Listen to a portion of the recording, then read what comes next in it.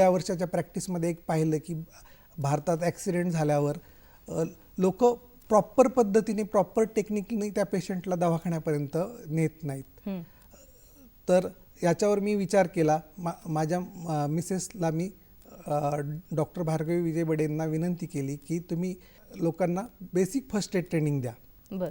आणि आपल्या भारतात कसं आहे की कुठली गोष्ट कंपल्सरी असेल तर त्याचं महत्त्व कळतं व त्याचे प्रोग्राम होतात. तर डॉक्टर भार्गवी बडे यांनी आमच्या ज्या बेसिक फर्स्ट एड ट्रेनिंगला डायरेक्टर ऑफ इंडस्ट्रियल सेफ्टी हेल्थचं परमिशन आणलं. Director of industrial safety health यांच्या नियमानुसार 30% कर्मचाऱ्यांना कंपनीत काम करणाऱ्यांना बेसिक फर्स्ट एडचं ट्रेनिंग हे कंपल्सरी आहे. तर आमच्या मॅडम प्रत्येक कंपनीत जाऊन त्यांना बेसिक कार्डिओपल्मनरी रिससिटेशन कसं द्यायचं, नंतर कट इंजुरी झाली किंवा कुठली दुर्घटना झाली तर त्याला कसं गोल्डन टाईममध्ये त्याला कसं हँडल करायचं.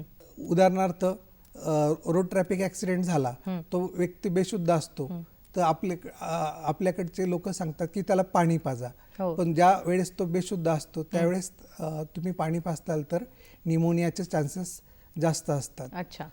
तर आमचं 2030चं व्हिजन आहे की म्हणजे शाळा कॉलेजातल्या मुलांना जर आपण बेसिक फर्स्ट एडचं नॉलेज जर योग्य पद्धतीने देऊ तर रोड ट्रॅफिक ॲक्सिडेंट किंवा कुठल्याही प्रकारचे ॲक्सिडेंट होतात तर ते मुलं ते जे व्हिक्टिम्स असतात त्यांना अयोग्य पद्धतीने हँडल केल्यामुळे जे काही डेथ होतो किंवा आजाराची तीव्रता वाढते, त्या आजाराची तीव्रता कमी होईल, जीव वाचेल व गोल्डन टाईममध्ये प्रॉपर पद्धतीने त्या व्यक्तीला रुग्णालयापर्यंत शिफ्ट करता येईल.